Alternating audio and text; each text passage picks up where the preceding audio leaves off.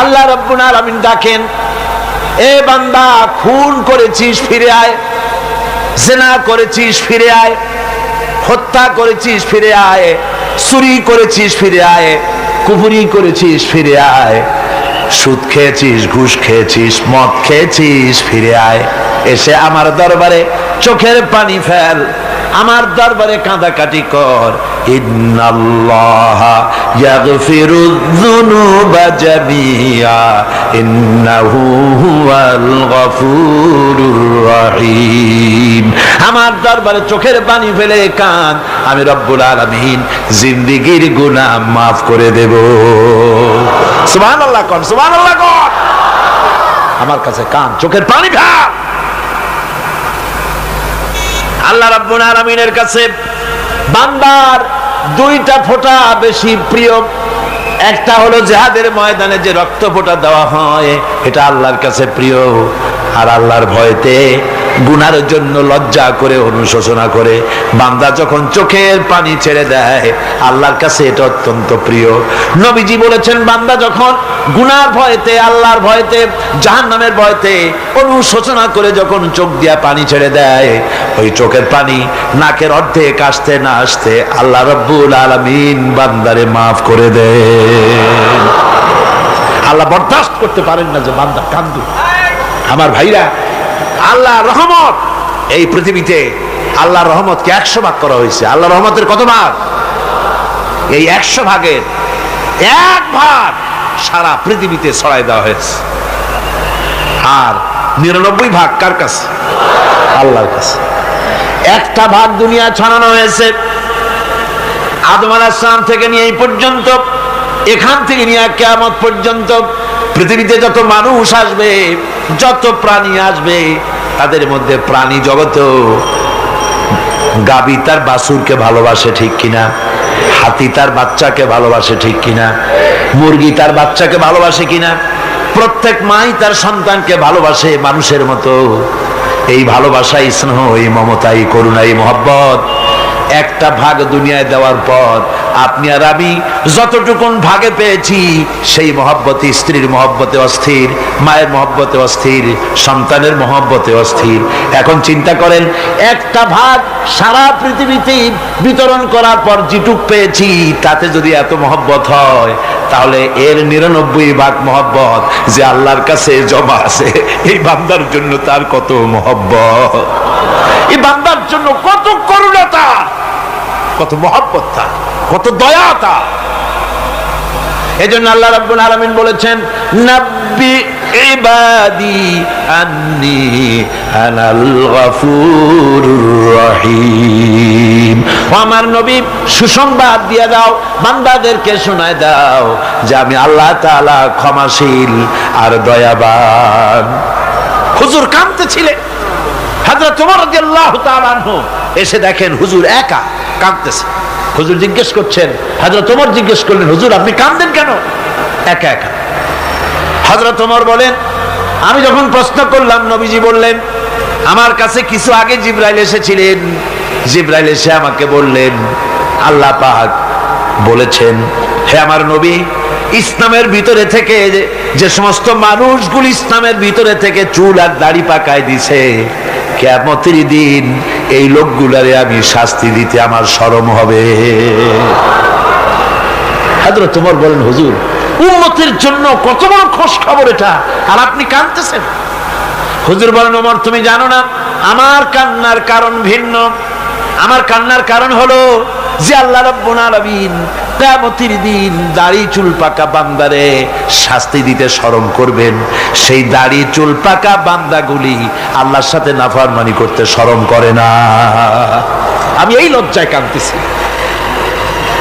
ভাইরা, হুজুর আল্লাহ পাক বলেন, ও আমার নবী, রাতের আধারে যখন একটা বুড়া আমার দরবারে হাত উঁচু করে, একটা বুড়া মানুষ রাতের আধারে যখন আমার দরবারে হাত উঁচু করে, আর যখন বলতে থাকে, রব্বুল আলামিন, আমার পেছনের জীবনটা বড় খারাপ করেছি, এমন কোন কাজ জীবনে করি নাই যা তোমার কাছে কিছু দাবি করতে পারি, সব রকমের নাফরমানি করেছি, আজ আমি বুড়া হয়ে গেছি, কামাই করতে পারি না, ছেলে আমাকে চোখে দেখতে পারে না, পুত্রবধূ আমাকে ঘরে জায়গা দেয় না, আমার স্ত্রী আমাকে দেখতে পারে না, রোজগার করতে পারি না, হাঁটতে পারি না, চলতে পারি না, সবার কাছে আমি তিতা হয়ে গেছি, আমি দাঁড়াতে পারি না, কোমরে ব্যথা পাই, হাঁটুতে ব্যথা পাই, চলতে পারি না, কানে শুনতে পাই না, চোখে দেখতে পারি না, আর তোমার কাছে কিছু চাইয়া নেব এমন ভালো কাজও করি নাই।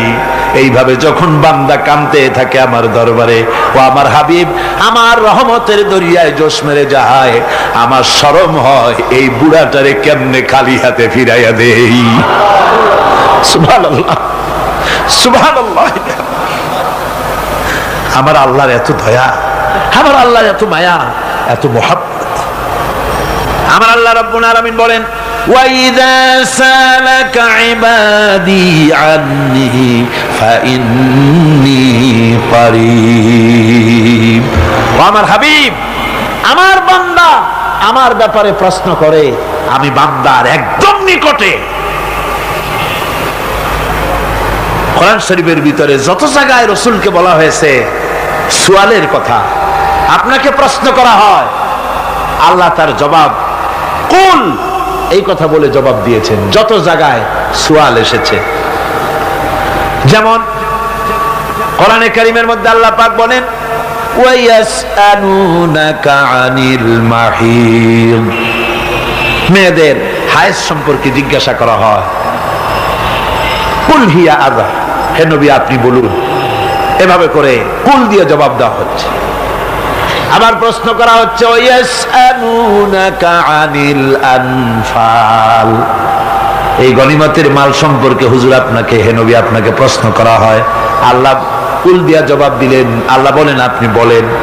ওয়ায়াসআলুনাকা আনিল খামরি ওয়াল মাইসির, আল্লাহ পাক বলেন নবী আপনারে প্রশ্ন করা হয়, কুল ফিহিমা ইসমুন কাবীর, আল্লাহ কুল দিয়া বললেন তুমি বলো। আবার বলা হলো, ওয়ায়াসআলুনাকা আনিল আহিল্লা কুল হিয়া মাওয়াকিতু লিন্নাস, ও নবী আপনাকে প্রশ্ন করা হয় চাঁদের ক্রমবর্ধমান এবং ক্রমহ্রাস, এই যে বাড়ে আর কমে, পূর্ণিমা হয় অমাবস্যা হয়, কেন হয় আপনি বলুন। কুল, আপনি বলেন এটা আমি অর্থ এবং সময়, বছর আর দিন গণনা করার জন্য পৃথিবীবাসীদের জন্য বিনা পয়সায় একটা ক্যালেন্ডার বানাইয়া আকাশে ঝুলাই রেখেছি। এভাবে যত জায়গায় এসেছে আপনাকে প্রশ্ন করা হয়, তত জায়গায় আল্লাহ জবাব দিয়েছেন কুল আপনি বলেন।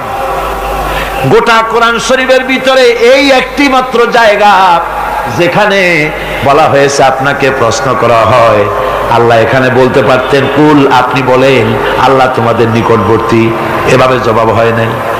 এটা কায়দাটা হলো এই, আল্লাহ বলতেছেন ওয়াইজা সালাকা ইবাদি, ও আমার নবী প্রশ্ন তো আমার বান্দারা আমার ব্যাপারে করেছে, এবার আপনার জবাবের কোনো দরকার নাই, প্রশ্ন আমার ব্যাপারে আমি নিজে জবাব দিয়ে দেই, ফাইন্নী কারীব, ও বান্দা আমার ব্যাপারে প্রশ্ন করেছিস, জবাব আমি দেই, আমি তোর সবচাইতে বেশি নিকটে। সুবহানাল্লাহ, কত নিকটে? وَنَحْنُ أَقْرَبُ إِلَيْهِ مِنْ حَبْلِ الْوَرِيدِ, তোর যে রগ, এই শাহরগের চাইতেও আমি তোর বেশি কাছে। সুবহানাল্লাহ, আমারে ডাক, আমারে ডাক, কলিজা দিয়া ডাক, অন্তর দিয়ে ডাক। মনের থেকে মানুষ যদি ডাকে, মুখের ডাক আর মনের ডাক এক জিনিস নয়। দিল সে जो बात निकलती है असर रखती है पर नहीं मगर ताकते परवाज रखती है। দিল থেকে যে কথা বেরোয় তা প্রভাব বিস্তার করে, ডানা নাই কিন্তু ওড়ার ক্ষমতা রাখে। মনের কথাই ভিন্ন, মন থেকে, দিল থেকে, কলিজা থেকে, অন্তরের গভীর কন্দর থেকে মুহাব্বতের সাথে কেউ যদি একবার বলে আল্লাহ, বলেন আল্লাহ, আল্লাহ, আল্লাহ, আল্লাহ রাব্বুল আলামিন বলেন অন্তরের অন্তঃস্থল থেকে একটি বার যদি বান্দা বলেন আল্লাহ, আল্লাহ বলেন 70 বার সাড়া দিয়া জিজ্ঞেস করি, বান্দা কি চাও, আমি তোমার কাছে আছি। সুবহানাল্লাহ, আমি তোর একদম কাছে, কি চাস বল, বল আমার কাছে। এমন দয়াবান, এমন মেহেরবান, এমন আল্লাহ আমাদের। সে আল্লাহ রাব্বুল আলামিন তিনি বলছেন, وَقَالَ رَبُّكُمْ ادْعُونِي أَسْتَجِبْ لَكُمْ। তোমাদের রব বলেছেন আমারে ডাকো, আমি আল্লাহ ডাকের সাড়া দিয়া দেব। সুবহানাল্লাহ। কারে ডাকতে হবে? কারে ডাকতে হবে? এই বিশাল জনসমুদ্র একযোগে চিল্লায় কোন কারে ডাকতে হবে? কোন পীর সাহেবকে নয়, আল্লাহর কসম কোন খাজা বাবাকে নয়, ডাকতে হবে কারে? চিল্লায় কোন কারে?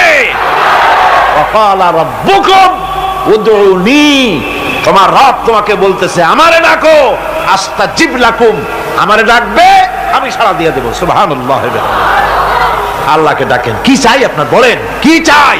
আল্লাহর কাছে চান, আল্লাহ দিয়ে দিবে। দেওয়ার জায়গা আল্লাহর কাছে চাইবেন, আল্লাহ দিবেন। দেওয়ার জায়গা, চাওয়ার জায়গা হলো সেজদায় পড়ে যাবেন। আমার ভাইয়েরা, জায়গাটা চিনায় দিলাম। মাজারে যাওয়া লাগবে না, কবরে যাওয়া লাগবে না। 2 রাকাত নামাজ পড়ে সেজদায় পড়ে গিয়া যত বিপদ আছে, মুসিবত আছে, সেজদার মধ্যে চোখের পানি ছেড়ে দেন আর কেন্দে কেন্দে জীবনের কথা বলেন। আল্লাহ রাব্বুল আলামিন আপনার আওয়াজ শুনবেন আর দোয়া কবুল করে নিবেন। কাঁদতে হবে আল্লাহর কাছে। কার কাছে? আল্লাহর কাছে। সুম্মা ইস্তাগফিরুল্লাহ, আর এরপরে সে যদি আমি আল্লাহর কাছে ক্ষমা চাই, ইয়াজিদিল্লাহ গফুরার রহিমা, সে আমি আল্লাহকে গফুর এবং রহিম হিসাবে পাবে। সুবহানাল্লাহ। আল্লাহকে গফুর এবং রহিম হিসাবে পাওয়া যাবে। সব আল্লাহকে বলতে হবে, গুনাহ মাফ চাইতে হবে। এই জন্য হুজুর সাল্লাল্লাহু আলাইহি ওয়াসাল্লাম দৈনিক 100 বার তওবা পড়তেন। কোন হাদিসে আছে 70 বার, কোন হাদিসে আছে 100 বার তওবা পড়তেন। নামাজের পরে তো প্রত্যেক নামাজেই পড়তেন হুজুর, সালাম ফিরাতেন আর সাথে সাথে বলতেন আল্লাহু আকবার, আস্তাগফিরুল্লাহ, আস্তাগফিরুল্লাহ, আস্তাগফিরুল্লাহ। মনে থাকবে আপনাদের? মনে থাকবে? সালাম ফিরাইয়া কি বলবেন?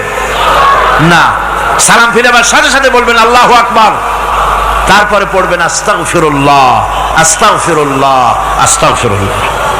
তওবা করবেন, আল্লাহর কাছে সবসময় গুনাহ মাফ চাইতে থাকবেন, বিনীত থাকবেন। আল্লাহকে পাওয়া যাবে, তাকে রহিম হিসেবে পাওয়া যাবে। সুতরাং ঈমান বিল্লাহ, আল্লাহর প্রতি ঈমান আনলে পরে 4 নম্বরের যে উপকারটা হবে সেটা হলো হতাশায় ভুগবে না, নিরাশায় ভুগবে না, আশায় বুক বেঁধে উঠবে, ঈমান মজবুত হবে, আল্লাহর কাছে মানুষ বিনয়ী হয়ে যাবে। এবার 5 নম্বরের উপকার আমি বলছিলাম, ঈমান বিল্লাহ, আল্লাহর প্রতি ঈমান আনলে পরে অসংখ্য উপকার হয়, অসংখ্য বৈশিষ্ট্য আছে। এর 6টা উপকারের কথা আমি বলবো। কয়টা? অসংখ্য উপকারের ভিতরে প্রধান 6টি উপকারের কথা বলবো। এর বললাম কয়টা? 4টে বলছি। এবার বলো 5ম উপকারের কথা। আল্লাহর প্রতি আপনি পূর্ব পশ্চিমে কতবার মুখ ঘোরালেন, এটাই কিন্তু আপনার আসল সৎ কাজ নয়। আসল সৎ কাজ হলো আল্লাহর প্রতি ঈমান আনা। এই ঈমানের ব্যাপারে 3টা দিন আমরা পার করে দিলাম, এখনো কথা শেষ হয় নাই। আল্লাহর প্রতি ঈমান আনলে পরে যে উপকারটা হবে 5 নম্বরে, সেটা হলো কঠোর এবং কঠিন বিপদের ভিতরে বান্দার ভিতরে অবিচলতা এবং ধৈর্যের সৃষ্টি হয়ে যাবে। আলহামদুলিল্লাহ। কঠিন বিপদ মুসিবত আসলে পরে সে অবিচল থাকবে। সারা দুনিয়ার বিপদ আপদ, শত্রুতা, দুঃখ, কষ্ট, মুসিবত, জুলুম, নির্যাতন সবকিছু পাহাড়ের মতো উঁচু হয়ে তাকে ঘিরে ফেলবে, কিন্তু তাকে এক চুলও নাড়াতে পারবে না। আলহামদুলিল্লাহ। সারা পৃথিবী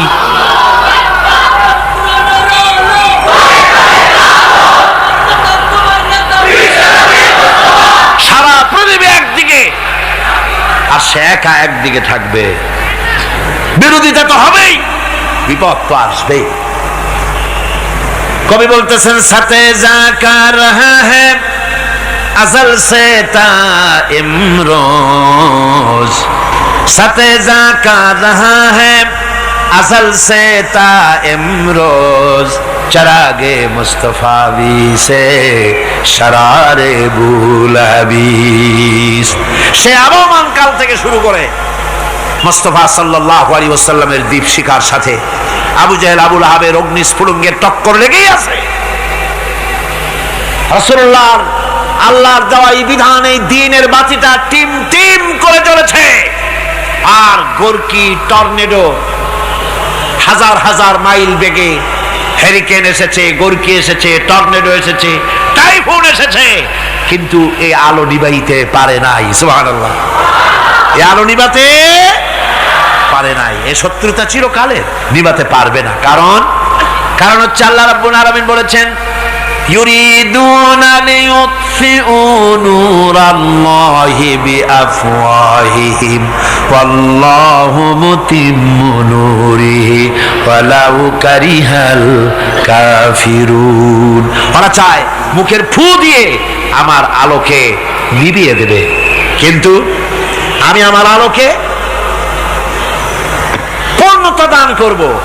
তাতে কাফের বেঈমানদের কলজায় যত জ্বালা যন্ত্রণা হোক, আমার দ্বীন কেউ মিটাই দিতে পারবে না। সুবহানাল্লাহ। সুতরাং বিপদে অবিচলতা আসবে, সে অটল হবে, মজবুত হবে। কোরআনে কারীম বলতেছে ওয়া কাযালিকা জাআলনা লিকুল্লি নাবিয়্যিন আদুওয়াম মিনাল মুজরিমিন। এই পৃথিবীতে এমনি করে আমি সকল নবীদের শত্রু বানিয়েছি, সব পাপিষ্ঠ অপরাধীদেরকে। নবীদের সাথে বিরোধিতা করেছে কারা? পাপিষ্ঠরা, অপরাধীরা। আজও খুঁজে দেখেন, আজও ইসলামী আন্দোলনের বিরোধিতা যারা করে সবগুলি কি পাপিষ্ঠ? সত্য কি রাখ? ইসলামী আন্দোলনের বিরোধিতা যারা করে হিসাব করে, চোখ দিয়ে তাকায় দেখেন, খুঁজে দেখেন তাদের নামগুলি। মদখোর, জিনাকার, বদমাশ, চোর, হাইজাকার, বেনামাজি, লুটেরা, মিথ্যাবাদী, সবচাইতে সমাজের নিকৃষ্ট লোকগুলি ইসলামের বিরুদ্ধে।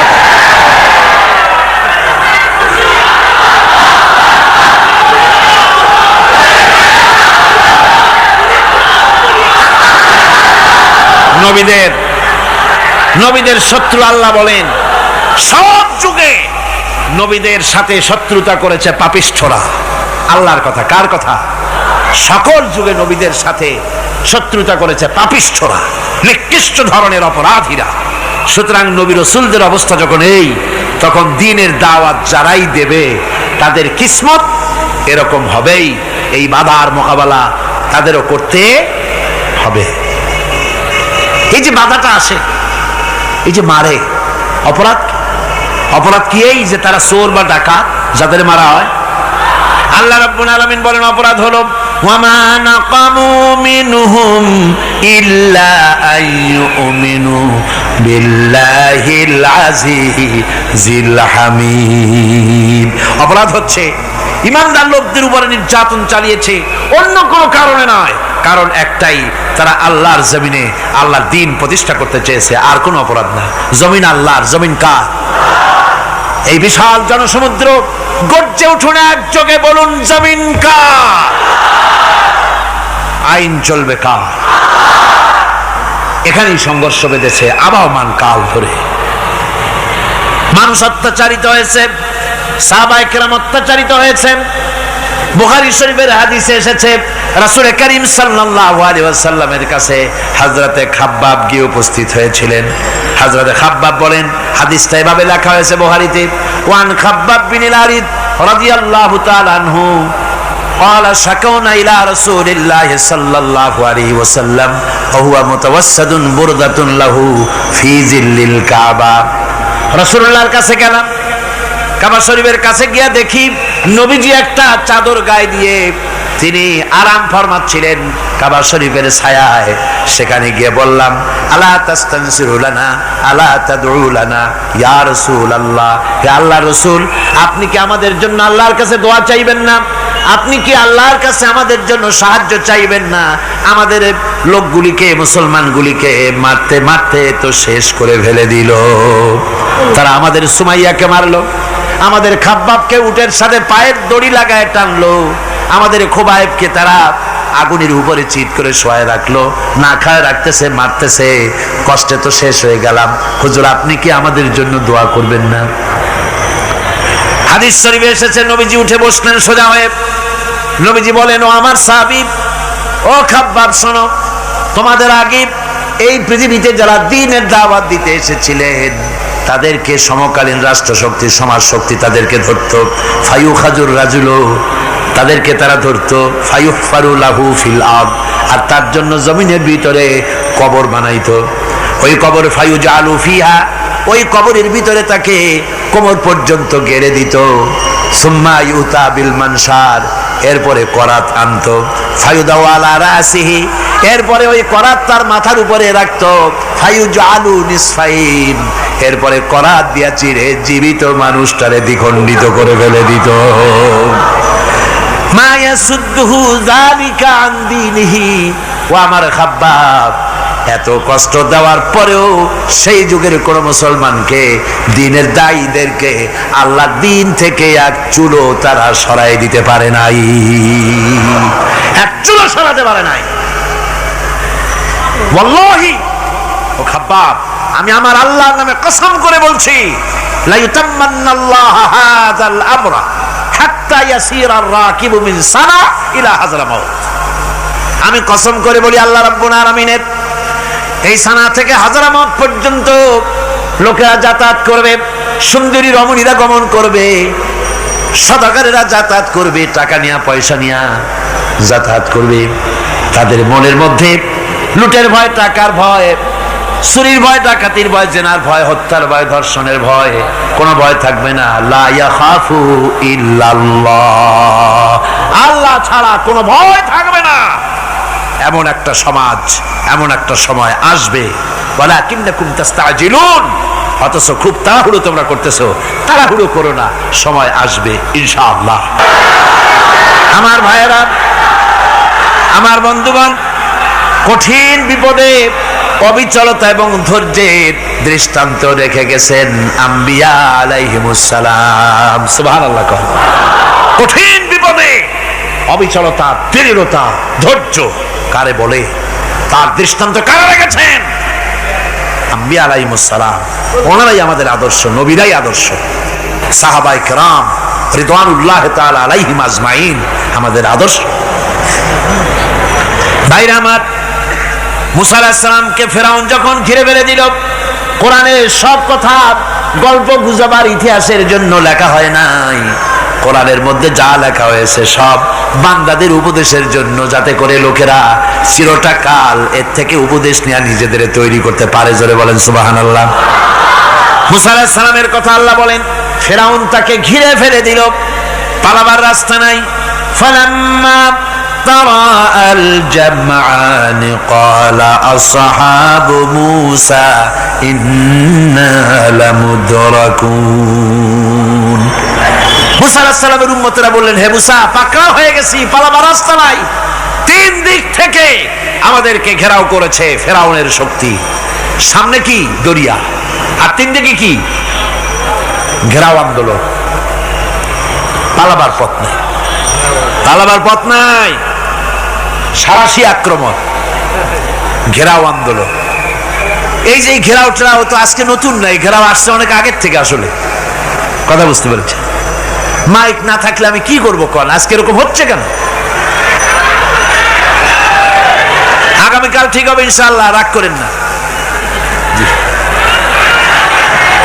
গান হচ্ছে, বসেন বসেন, শয়তান ঢুকছে মাইকের মধ্যে। অনেক সময় হয় কি, মাইকের হাই পাওয়ারের যে মেশিন আছে, এর ভিতরে ইথার থেকে রেডিওর ওই গানগুলি ওর মধ্যে ঢুকে পড়ে। কথা বুঝতে পেরেছে? এই জন্য শয়তান তো আর বসে থাকে না, ওরও তো কিছু করার আছে। ধৈর্য ধরেন, ধৈর্য ধরেন। কালকে অপারেটরদেরকে মাওলানা শামসুদ্দিন সাহেবের কাছে অনুরোধ করব, অপারেটর একটু ভালো করে হেদায়েত করে দেবেন। মাইকে আজকে আমার নিজেরও কষ্ট হচ্ছে, আমিও বুঝতে পারছি না যে আমার কথাগুলি কি আওয়াজে বেরোচ্ছে, যার জন্য আমাকে বেশি চিল্লাইতে হচ্ছে। বক্তাকে কি লাউডে তার কথা বেরোচ্ছে তা তার কানে আসতে হয়, তাহলে বোঝা যায় যে আমার কথাগুলি কিভাবে বেরোচ্ছে। এটা এই অবস্থায় সিচুয়েশন আজকে নাই, এবং লোকেরাও মাইকের ব্যাপারে আজকে অভিযোগ করেছে, যা বিগত 16 বছরে করে নাই। সেটের ব্যাপারে কোথাও কোনো অসুবিধা হয়েছে? মাইকটা ভালো, এবং মাইক যারা দেন প্রতি বছর খেদমত করে, আল্লাহ তাদের প্রতি রহম করুন, সবাই বলেন আমিন। এদেরকে রাগ করে পথে পাই আবার মারধর করেন না।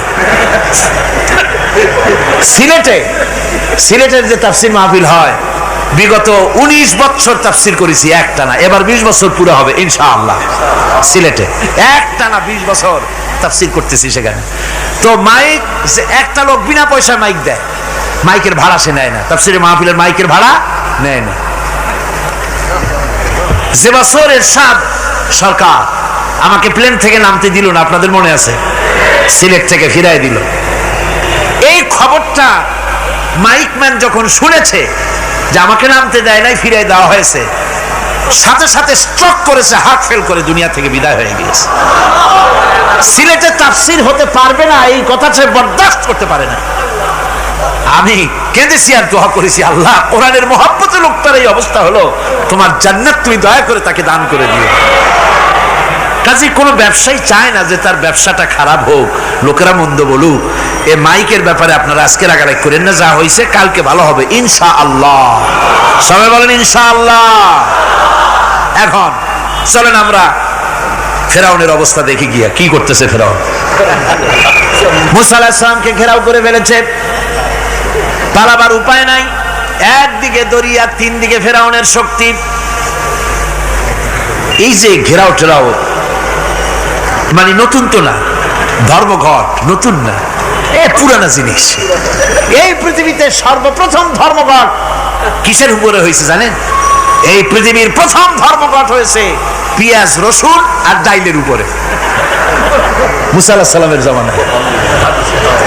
লান নাসবিরা আলা তাআমিন ওয়াহিদ, আমরা এক রকমের খাদ্য আর খাবো না, আমাদের পেঁয়াজ দেওয়া লাগবে, ডাল দেওয়া লাগবে, রসুন দেওয়া লাগবে। সর্বপ্রথম ধর্মঘট হয় মুসা আলাইহিস সালামের জামানায়, সেখান থেকে শুরু হয়েছে। কিন্তু মশাল মিছিল যে আসলো কই থেকে, এইটা আমি খুঁজে পাইনি। পরে প্রত্যেকটা জিনিসের তো ইতিহাস আছে, আমি খুঁজতে খুঁজতে পেলাম। আমি জানি না এর ইতিহাস মূলে কোথায়, কিন্তু আমি যদ্দূর খুঁজে পাইছি সেটা হলো মশাল মিছিলের আবিষ্কার হয়েছে লঙ্কায় রাবণের সময়। হনুমানের লেজে আগুন দিয়া তারপরে লঙ্কা কাণ্ড ঘষালো, নামই আছে লঙ্কা কাণ্ড। হনুমানেরা লেজে আগুন দিয়ে রাবণ যে লঙ্কায় মশাল মিছিল করেছিল হনুমানদের দিয়া, ওই হনুমানের ওই সিস্টেমটা এখনো আমাদের দেশে চালু আছে। এইটা আসলে কোন ভদ্রলোকের এই মিছিল হওয়া উচিত না। আগুন নিয়ে কিসের মিছিল? আগুন হলো জাহান্নামের প্রতীক। আগুন কিসের প্রতীক? জাহান্নামের প্রতীক। যদিও আমাদের উপকারে লাগে, কাজে লাগে। সুতরাং আমরা যা করব প্রত্যেকটা জিনিসের পেছনে সুন্নতে নববীর কোনো না কিছু থাকতে হবে। কথা বুঝতে পেরেছেন? তিন দিক থেকে ঘেরাও হয়ে গেছে, পালাবার কোনো রাস্তা। হযরতে মুসা আলাইহিস সালামের কাছে উম্মতরা বললেন, পালাবার তো কোনো পথ নাই, এখন উপায়টা কি? আমাদের তো আর উপায় নাই। মুসা আলাইহিস সালাম দেখেন বিপদে পড়ে গেছেন, কিন্তু ধৈর্য হারান নাই, ভয় পান নাই। ভয় পাইছিলেন? ভয় পেয়েছেন? প্রশ্নই ওঠে না। মুসা আলাইহিস সালাম আল্লাহ পাক যাদেরকে বলেছেন উলুল আযম, রাসূল যাদের বলেছেন তার মধ্যে হযরত মুসা একজন উলুল আযম পয়গম্বর। চারটিখানি কথা না, আল্লাহ কথা বলছেন তার সাথে, কালিমুল্লাহ তিনি। সুবহানাল্লাহ। মুসা আলাইহিস সালাম শোনালেন, কাল্লা ইন্না মাইয়া রাব্বি সায়াহদিন। কখনো নয়, আমার উম্মতেরা ভয় পেও না, আমার রব অবশ্যই আমাকে পথ দেখাবে। সুবহানাল্লাহ। তিন দিক থেকে শত্রু, একদিকে দরিয়া, পালাবার কোন রাস্তা নাই। সেখানে দৃঢ়তার সাথে তিনি বলছেন, অবশ্যই আমার আল্লাহ আমারে পথ দেখাবে। সুবহানাল্লাহ। নবীরা এই দৃঢ়তা দেখিয়েছেন, অবিচলতা দেখাইছেন। আল্লাহ পাক মুসা আলাইহিস সালাম যখন এই দৃঢ়তা দেখালেন, এই অবিচলতা দেখালেন, সঙ্গে সঙ্গে জিবরাইল এসে হাজির হয়ে গেলেন। আল্লাহ পাক বলেন, ফাআওহাইনা ইলা মূসা আন আদরিব বিআসাকাল বাহরা ফানফালাকা ফাকানা কুল্লু ফিরকিন কাত্তাউদিল আযীম। মুসা আলাইহিস সালামকে আমি ওহী নাযিল করলাম, তাকে বললাম হাতে যে লাঠি আছে এই লাঠি দিয়ে আঘাত করো দরিয়ার উপরে। দরিয়ার উপরে আঘাত করলেন, একটা রাস্তা হয় নাই, 12টা রাস্তা তৈরি হয়ে গেল। আর দেওয়ালগুলা পাহাড়ের মতো উঁচা হয়ে গেল। দরিয়ার ভিতরে পাহাড়ের মতো উঁচা মজবুত 12টা রাস্তা। এবার মুসা আলাইহিস সালাম তার দলবল নিয়ে চললেন। আল্লাহ রাব্বুল আলামিন বলেন ওয়া আনজাইনা মূসা ওয়া মান মাআহু আজমাইন। মুসা এবং তার সাথী সঙ্গীদেরকে আমি পার করে দিলাম। মুসা আলাইহিস সালাম এবং তার সাথী সঙ্গী নিয়ে যখন দরিয়ার মাঝখানে আসছে, ফেরাউন তার দলবল নিয়ে এসে গেছে। আসিয়া দেখে নদীর মধ্যে রাস্তা। বাবা, খুব তো কায়দা। ও মনে করছে ওর বাজানের তৈরি করা ডিস্ট্রিক্ট বোর্ডের রাস্তা। ওর লোকজন নিয়ে নেমে গেছে দরিয়ার ভিতরে, ও আসছে মাঝখানে, মুসা আলাইহিস সালাম চলে গেছেন ওপার, দরিয়া পার। মাঝখানে যখন এসে গেল, আল্লাহ রাব্বুল আলামিন পানিকে অর্ডার করলেন কুন। আল্লাহর তো বটন টেপা লাগে না, মুখ দিয়া কোনো হুকুম করা লাগে না, শুধু বলেন কুন। যে ব্যাপারে কুন বলেন ফায়াকুন, সাথে সাথে হয়ে যায়। আল্লাহ বললেন কুন, আর অমনি রাস্তা বন্ধ হয়ে গেল। এবার তুফান শুরু হয়েছে নদীতে, ঢেউয়ের উপরে ঢেউ, মৌজুন কাল জিবাল, পাহাড়ের মতো উঁচু হয়ে হয়ে ঢেউ আসতেছে। দলবল ঘোড়া আর অস্ত্রপাতি যা ছিল সব মরিয়া শেষ। এবার ফেরাউন একা উপরে ওঠে আর নিচে নামে, পানি খেতে খেতে পেটের কাম সারা। জনমের খাওয়া খাইছে পানি, এখন জান যা, বাঁচবার আর উপায় নাই, বাঁচবার আর উপায় নাই। ফেরাউন তার নিজের জীবন সম্পর্কে হতাশ হয়ে গেল। এবার ফেরাউন বলতেছে আমানতু আন্নাহু লা ইলাহা ইল্লাল্লাযী আমানাত বিহি বানু ইসরাঈল। আমি ঈমান আনলাম, আমি ঈমান আনলাম আল্লাহ ছাড়া কোনো ইলাহা নাই। ওই আল্লাহর উপর ঈমান আনলাম যে আল্লাহর উপরে ঈমান এনেছে বনি ইসরাঈলেরা। আল্লাহ যাতে ঠিক পায় যে কোন আল্লাহর উপর ঈমান আনছে। বনি ইসরাঈলের আল্লাহর উপর ঈমান আনলাম। আল্লাহ, এই তো মুসলমান হয়ে গেছি, এরপরও আমার সুবাও কেন? আল্লাহ রাব্বুল আলামিন জবাবে বলেন আল আন, এখন ওয়াকাদ আসাইতা ক্বাবলু ওয়া কুনতা মিনাল মুফসিদিন। এখন ঈমান আনার কথা বলছো, অথচ যুগের পর যুগ, বছরের পর বছর ধরে আমার মানুষের উপরে মন গড়া আইন চালায়েছ, আমার পয়গম্বরের সাথে বেয়াদবি করেছ। আজ তোমাকে আমি ছাড়ছি না, তোমাকে আজকে ছেড়ে দেব না, আমি তোমাকে মারব। আর সমস্ত প্রাণীগুলিকে, স্থলচর প্রাণীগুলিকে আল্লাহ পাক অর্ডার দিয়া দিলেন, এই ফেরাউনের লাশকে ডুবাবি না, পচাবি না, খাবি না। আল ইয়াউমা নুনাজ্জিকা বিবাদানিক, আমি তোমার শরীরে বাঁচায় দেব। পোকে খাবে না, পানিতে পচবে না, মাছে খাবে না, কুমিরে খাবে না, দুনিয়ার কোনো পশুতে খাবে না। আমি তোরে শুটকি বানাইয়া রাখবো, যাতে করে দুনিয়ার সমস্ত ফেরাউন যত যুগে যুগে আসে তোরে দেখে যেন হেদায়েত নিতে পারে। ফেরাউনকে আল্লাহ শুটকি বানায় রাখছে। আমি ফেরাউনদের লাশ দেখেছি ব্রিটিশ মিউজিয়ামে। ফেরাউন তো একটা না, অনেকগুলা। আসলটারে অবশ্য দেখিনি। ব্রিটিশ মিউজিয়ামে ওই ফেরাউনগুলার লাশ যখন অসুবিধা হয়, মমিগুলি, তখন ইংল্যান্ডে নিয়ে যায় চিকিৎসা করাবার জন্য। চোখ টোক আছে গর্তের ভিতরে, তারপরে চামড়া টামড়া হাড়ের সাথে মিশানো, ওইভাবে চেহারা দেখলে মনে হয় যে সত্যি ফেরাউনিগুলো। আর ব্রিটিশের কাম মিশর থেকে না আনছে এমন কোনো জিনিস নাই। আমি সেখানে এক বক্তৃতা বলছিলাম, আপনারা এদের এখন সভ্য, এদের এখন ভদ্র, এরা হলো ইন্টারন্যাশনাল চোর। ওরা সারা দুনিয়া চুরি করেছে। লন্ডনে বক্তৃতা করেছি, সারাটা দুনিয়া চুরি করছে, আমাদের দেশকে শোষণ করেছে। এই বিশাল ভূভাগকে শোষণ করে ইংল্যান্ডের দ্বীপটাকে তারা সাজাইছে। তারা ময়ূর সিংহাসনের, শাহজাহানের ময়ূর সিংহাসনের ময়ূরের বাম চোখে কোহিনূর মণি লাগাইছিলেন। শাহজাহান ময়ূরের ডান চোখে কোহিনূর মণি লাগায় নাই। কোহিনূর মণির অনেক দাম, আমি দেখে এসেছি মণি। এখন সেটা কুইন এলিজাবেথের মুকুটে শোভা পাচ্ছে।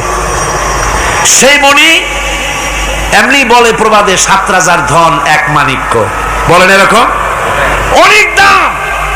শাহজাহান দেখালেন আমি মুসলমান, আমার কাছে এটার দাম নাই, এই জন্য ময়ূরের ডান চোখে লাগালাম না, বাম চোখে লাগাই দিলাম। এইটারে চুরি করছে। তারপরে মিশর থেকে, মিশরের মমি চুরি করেছে, জুতা চুরি করছে, ছাতি চুরি করছে, পিসা চুরি করেছে। আমি বললাম এগুলা কি ভদ্রলোক নাকি? এরা জুতা চোর, পিসা চোর, লাঠি চোর সব চুরি করছে। যাই দেখেন ব্রিটিশ মিউজিয়ামের মধ্যে সব দুনিয়ার চুরি করা জিনিস নিয়ে তারা মানুষকে দেখাইয়া পয়সা অর্জন করছে। টিপু সুলতানের তরবারিটা পর্যন্ত চুরি করেছে। আজ পর্যন্ত ব্রিটিশ মিউজিয়ামে টিপু সুলতানের তরবারিটা আছে, আমি তরবারিটা দেখে এসেছি। আমার বন্ধুগণ, বলতেছিলাম যে পৃথিবীতে আল্লাহ রাব্বুল আলামিন নবীরা তাদের চরিত্র দিয়ে বিপদের মোকাবেলা করে, দুনিয়ার সামনে কঠিন বিপদের মোকাবেলা করে অবিচলতা, দৃঢ়তা দেখায় গেছেন যে কেমন করে এই পৃথিবীতে বিপদের সামনে মোকাবেলা করতে হয়। ধৈর্য ধরতে হবে। বিপদ আসবে পাহাড় সমান হয়ে, আপনাকে ধৈর্য ধারণ করতে হবে সেভাবে বুক বেঁধে।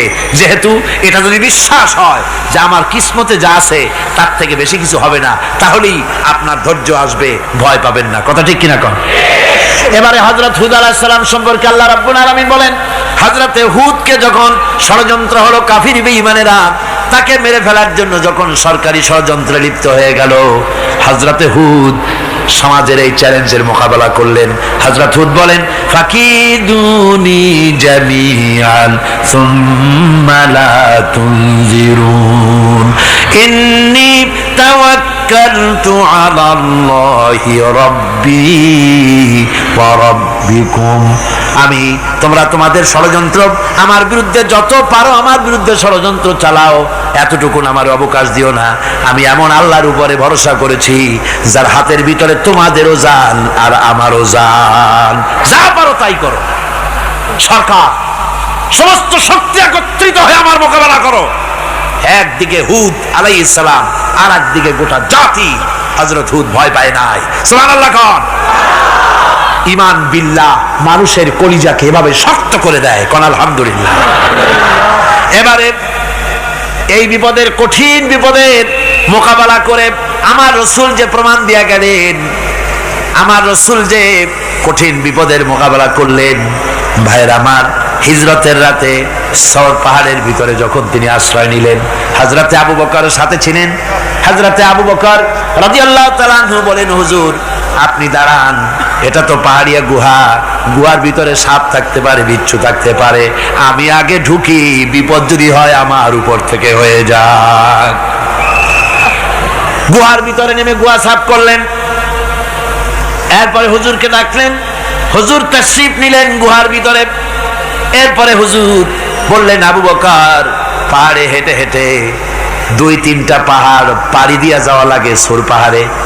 মদিনার সোজা রাস্তা হুজুর ধরেন নাই, মেসফালার পথ দিয়া জাবালে কেদোয়ার উপর দিয়া 3টা পাহাড় পাড়ি দিয়া তারপরে হুজুর গেলেন সূর পাহাড়ে। গুহার ভিতরে হুজুর তাশরীফ নিলেন। বললেন, আবু বকর তুমি বসো, তোমার উরুর উপরে মাথা রেখে আমি একটু আরাম করি। হযরতে আবু বকর বসলেন, হুজুর তার উরুর উপরে মাথা রেখে ঘুমায় গেলেন। আর এরপরে কাফির বেঈমানেরা তালাশ করতে করতে কাফেররা এসে গেল পায়ের চিহ্ন দেখে দেখে গর্তের কাছে। হযরত আবু বকর ভয়তে কেঁদে ফেললেন, আহারে আর তো উপায় নাই, এবার তো ধরা পড়ে গেছি, এবার নবীজিকে মেরে ফেলে দেবে। নবীর মহব্বতে, নিজের মহব্বতে নয়, নবীর মহব্বতে কাঁদতেছিলেন। হুজুর বলেন, হুজুরের ঘুম ভেঙে গেল। বলো আবু বকর কাঁদো কেন? ছেলের কথা, মেয়ের কথা, বিবির কথা, বাড়ির কথা মনে পড়লো নাকি? হযরত আবু বকর বলেন, ইয়া রাসূলুল্লাহ, আল্লাহর কসম করে বলি, যেদিন ঈমান এনেছি এই কলিজার ভিতরে মা বাপ, স্ত্রী, পুত্র, পরিজন, এমনকি আমার নিজের জীবনের চাইতে আপনারে বেশি ভালোবাসি। তা কান্দো কেন, কান্দো কেন?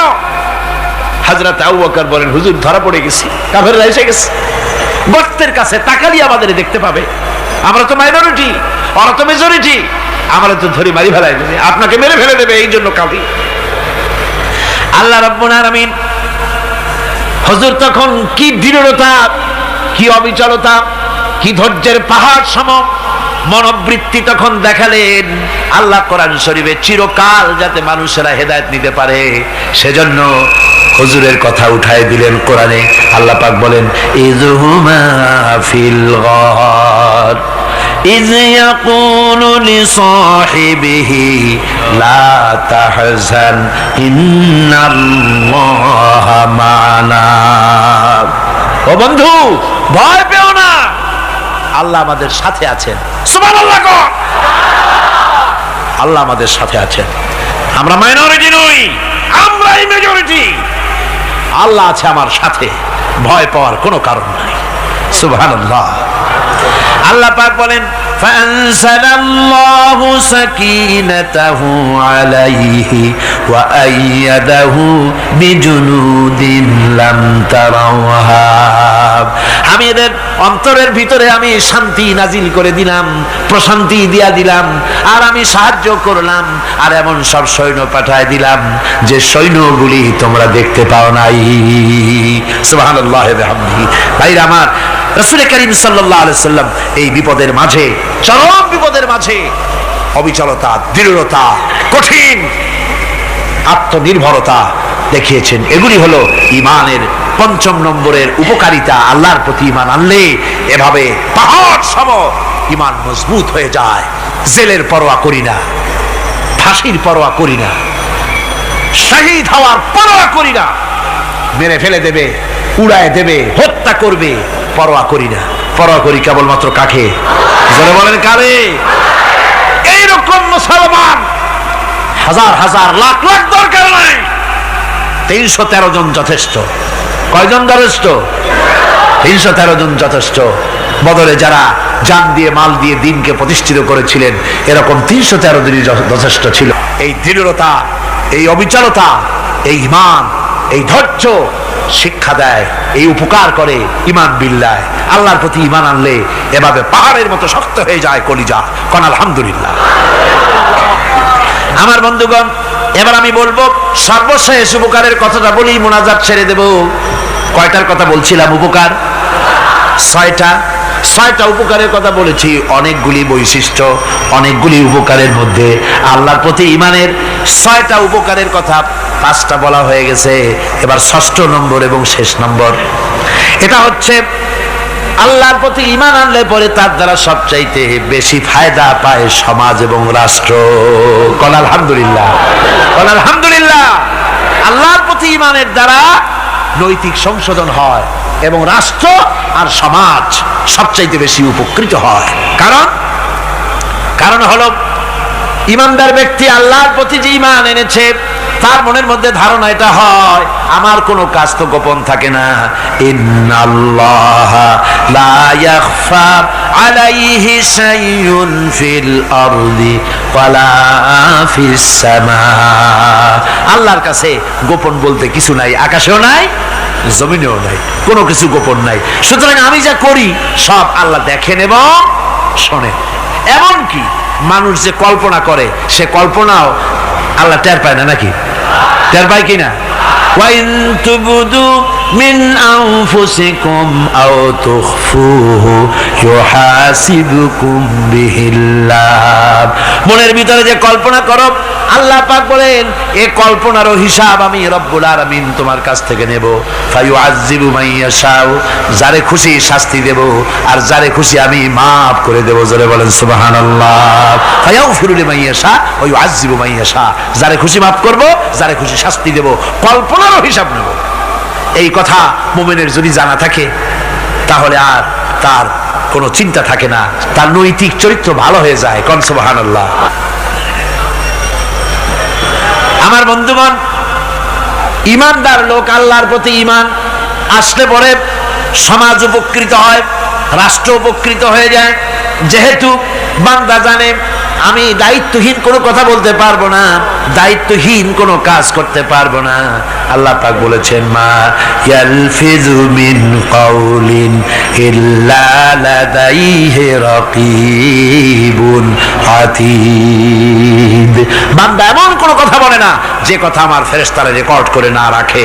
কাজী মুমিন ব্যক্তি আল্লাহর ভয়তে দায়িত্বহীন কথা বলবে না। নির্বাচন আসতে পরে রাস্তা সোনা দিয়ে বান্দায় দেব, এই করব সেই করব, না খাইয়া কেউ মরবেন না।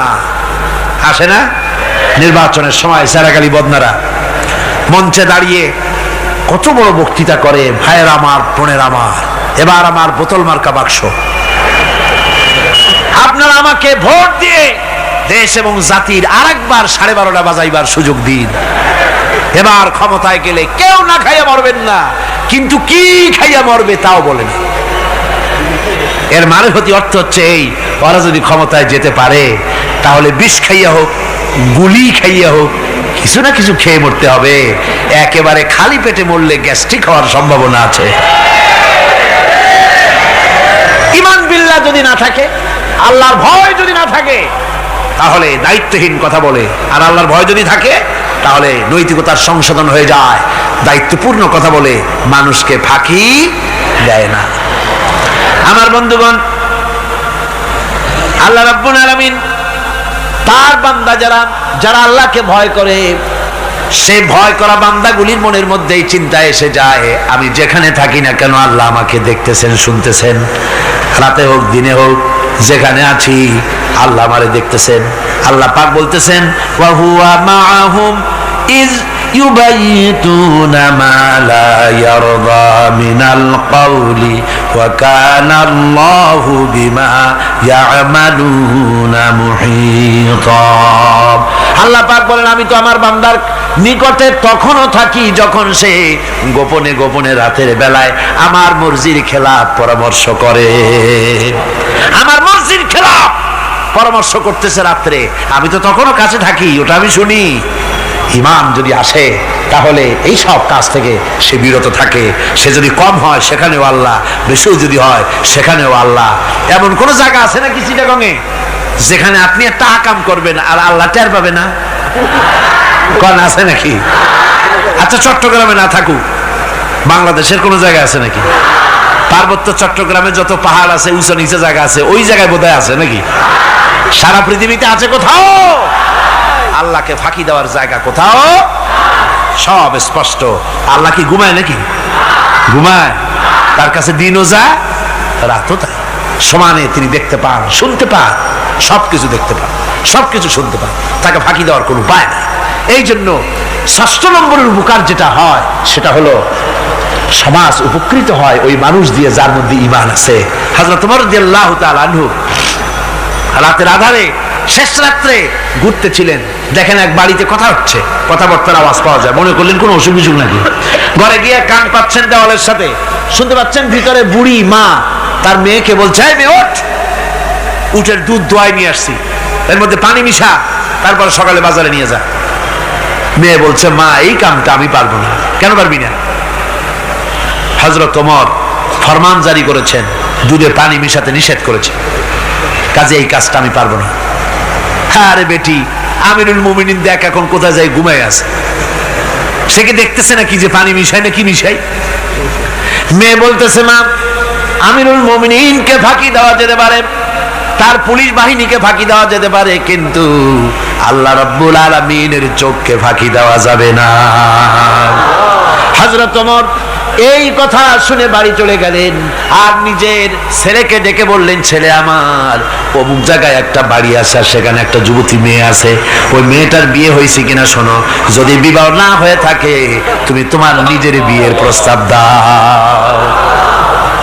আমিরুল মুমিনিন এই মেয়েটা সুন্দরী কেমন, স্বাস্থ্য কেমন কিছুই দেখলেন না, দেখলেন তাকওয়া। কি দেখলেন? আল্লাহর ভয়। আল্লাহর ভয় যখন একটা জাতির মধ্যে আসে পুলিশ লাগে না, পুলিশের কাজ কমে যায়, পুলিশ তো পাহারা দিতে দিতে অস্থির হয়ে যায়, সারা রাত দিন সমানে কষ্ট করতে হয় তাদের। অধ্যাপক মুফিজুর রহমান সাহেব কালকে যে কথাটা বলছিলেন, আসামি পুলিশেরা কত কষ্ট করে জানবাজি করে আসামি ধরে, আর টেলিফোন আসে হ্যালো কে চিটাগঙ্গের এসপি নাকি? বলে হ্যাঁ। কারে ধরছো? ধরছি তো বল্টু মিয়ারে। ছাড়ো মিয়া, বল্টু আমার দলের লোকটা তুমি ঠিক পাও নাই, তোমার নাক টাইট দিয়ে দেবে। বল্টুরিও ছাড়ো আর তার বন্দুকও ছাড়ো, ঠিক কিনা? আমার ভাইয়েরা, সুতরাং ঈমান যদি এসে যায় জাতির মধ্যে, পুলিশের দরকার হবে না, পুলিশ দরকার হবে কিন্তু তাদের ডিউটি কমে যাবে, আসামিরা আর অন্যায় কাজ কম করবে। রাসূলুল্লাহ যখন প্রেসিডেন্ট হয়েছিলেন, একজন মহিলা জেনা করেছিল, হাদিস শরীফে এসেছে ওই মেয়ে লোকটাকে জেনা করতে কেউ দেখে নাই, জেনা করার পর তার মধ্যে অনুভূতি জাগলো, এমন পাপ করেছি এখন তো আমার জাহান্নাম ছাড়া উপায় নাই। মেয়ে লোকটি রাসূলুল্লাহর কাছে এসে গেলেন, এসে বললেন, হুজুর আমি তো জেনা করেছি, আমারে শাস্তি দেন। হুজুর মুখ ডান দিকে ফিরালেন, মেয়ে লোকটা ডান দিকে এলো, বললো জেনা করেছি শাস্তি দেন। হুজুর বাম দিকে ফিরলেন, মেয়ে লোকটা বাম দিকে এসে বললো জেনা করেছি শাস্তি দেন। মেয়ে লোকটা কিন্তু জানে জেনার শাস্তি সহজ ব্যাপার নাই, পাথর মেরে উড়িয়ে দেওয়া, মৃত্যুদণ্ড জানা আছে তার। এরপরে মেয়ে লোকটা চিন্তা করেছে দুনিয়ায় পাথর খেয়ে মরবো, কিন্তু তবুও জাহান্নামের কঠিন আগুন সহ্য করতে পারবো না। রাসূলুল্লাহ বললেন, ও মেয়ে লোক, তুমি কি জিনা কর্তৃক গর্ভবতী হয়েছো নাকি? মেয়ে লোকটা বলল, হুজুর আমি গর্ভবতী হয়েছি। হুজুর বললেন, তুমি অপরাধ করেছো, তোমার গর্ভস্থিত সন্তান তো কোনো অপরাধ করে নাই, সুতরাং শাস্তি এখন দেওয়া যাবে না, ডেলিভারি হোক তারপরে শাস্তি দেব। মেয়ে লোকটা চলে গেলেন। আল্লাহর নবী তার নামে কোনো কেস ফাইল করেন নাই, গোয়েন্দা বিভাগের পুলিশ লাগান নাই। ডেলিভারির পর এই মেয়ে লোক আবার এসে হাজির, পুলিশ দিয়ে আনা লাগে নাই, আবার এসে হাজির, হুজুর আমি সেই হতভাগিনী, বলছিলেন ডেলিভারির পর বিচার করবেন, এই যে বাচ্চা হয়েছে, এই বাচ্চার দায়িত্ব কাউকে দেন, আর আমারে তাড়াতাড়ি শাস্তি দেন, আমি যদি মরে যাই আমি জাহান্নামে চলতে পারবো না। হুজুর বললেন, অপরাধ তুমি করেছো, এই বাচ্চার অধিকার আছে তোমার বুকের দুধ খাবে, আমি সেই অধিকার বাচ্চাকে নষ্ট করতে পারি না, বাচ্চা দুধ ছাড়ুক তারপরে এসো।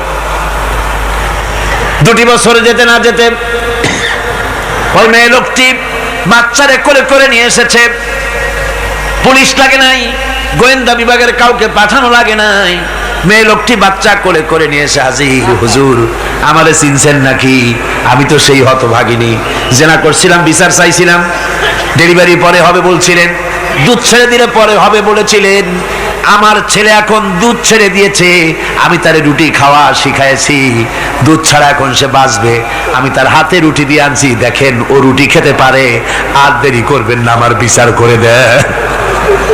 রাসূলুল্লাহ ছেলেটার দায়িত্ব কাউকে দিয়ে দিলেন, আর বললেন এই মহিলাটিকে নিয়ে যাও, বুক পর্যন্ত মাটির মধ্যে গেড়ে দিয়ে তারপরে রজম করো। মেয়ে লোকটিকে বুক পর্যন্ত গেড়ে দেওয়া হলো, চতুর্দিক থেকে পাথর মারা হচ্ছিল, পাথরে লেগে শরীরে রক্ত ছিটে এক সাহাবীর গায়ে লাগলো, সাহাবী তারে গালি দিয়েছিলেন, হুজুর শুনে বললেন সাহাবী গালি দিও না, এই মেয়ে লোকের তওবা আল্লাহর কাছে এত কবুল হয়ে গেছে, যদি এই তওবাকে ভাগ করে দেওয়া হয় গোটা মদিনাবাসীর নাজাতের জন্য তা যথেষ্ট হয়ে যাবে। সুবহানাল্লাহ, পুলিশ লাগে নাই, এমন সমাজ কায়েম হয়, ঈমান বিল্লাহ, আল্লাহর প্রতি ঈমান যদি এসে যায়, জাতির যদি রক্তে রন্ধ্রে রগে রেশায় যদি ঈমান এসে যায়, তাহলে পুলিশ বিডিআর আর্মি আরামে ঘুমাবে, তাদের জন্য পরিশ্রম হবে না, কষ্ট হবে না, অপরাধ প্রবণতা কমে যাবে, মানুষের অশান্তি কমে যাবে, শান্তির বন্যা প্রবাহিত হয়ে যাবে। সুবহানাল্লাহি ওয়া বিহামদিহি। এই জন্য রাসূলুল্লাহ বলেছিলেন, খায়রুল কুরুনে কারনি, সর্বশ্রেষ্ঠ যুগ কার যুগ? জোরে বলেন না, সর্বশ্রেষ্ঠ যুগ কার যুগ? রাসূলুল্লাহর যুগ। জোরে বলেন কার যুগ? রাসূলুল্লাহর যুগ। এই জন্য আমি আপনাদের খেদমতে আরজ করতে চাই, ইসলাম এ ধরনের সীমারেখা ঠিক করে দিয়েছে, তিলকা হুদুদুল্লাহ ফালা তাতাদুহা, এ হলো আল্লাহর সীমারেখা, এই সীমারেখাকে ভঙ্গ করো না, লঙ্ঘন করো না, আল্লাহর উপরে ঈমান পরিপূর্ণরূপে আনো এবং এই ঈমানের উপরে ভিত্তি করে নিজেদের জীবনকে পরিচালিত করো। এই ঈমান যদি জাতির ভিতরে এসে যায়, তাহলে বৈষয়িক জীবনে, দুনিয়ার জীবনে সত্যিকারের যদি শান্তি পেতে চাই আল্লাহর উপরে ঈমান আনতে হবে। ইহকাল পরকালে যদি নাজাত পেতে চাই আল্লাহর উপরে ঈমান আনতে হবে। আর আমরা আমাদের চিন্তা ভাবনায়, ওঠায় বসায়, চলায় ফেরায়, সর্বত্র আল্লাহর উপরে পরিপূর্ণ মাত্রায় ঈমানটা যদি এসে যায়, তাহলেই শান্তি, তাহলেই মুক্তি। গোটা সমাজ শান্তি পাবে, আমরা দুনিয়ায় আরাম পাবো, কিয়ামতে জাহান্নাম থেকে মুক্তি পাবো। জোরে কোন আমিন, আরো জোরে কোন আমিন। বন্ধুগণ, আল্লাহর প্রতি ঈমানের এই কথাগুলি আবারও স্মরণ করিয়ে দেই। লাইসাল বিররা আন তুওয়াল্লু বুজুহাকুম কিবালাল মাশরিকি ওয়াল মাগরিব। পূর্ব পশ্চিমের যত মাথা ঘুরাও, এটাই কোনো কল্যাণের কাজ আসলে নয়। আসল কাজ আল্লাহর উপর ঈমান। আসল কাজ কি? চিল্লা এখন, আসল কাজ কি? আল্লাহর প্রতি ঈমান। সেই ঈমানের কথা এই 3 দিন ধরে বললাম। আর বাকি আছে কয়দিন? বাকি আছে কয়দিন? এই বেহেশতের বাগান আগামী 2 দিন পরে স্তব্ধ হয়ে যাবে। এখানে আর এভাবে এত লক্ষ লক্ষ টুপি, এ ধরনের মুসলমান আল্লাহু আকবরের আওয়াজ, আজানের আওয়াজ ধ্বনিত প্রতিধ্বনিত হবে না। 1 বছরের জন্য নিস্তব্ধ হয়ে যাবে। আল্লাহ যেন বাকি 2টা দিন আমাদের সকলের আশার তৌফিক দেন। সবাই বলি আমিন, জোরে কোন আমিন।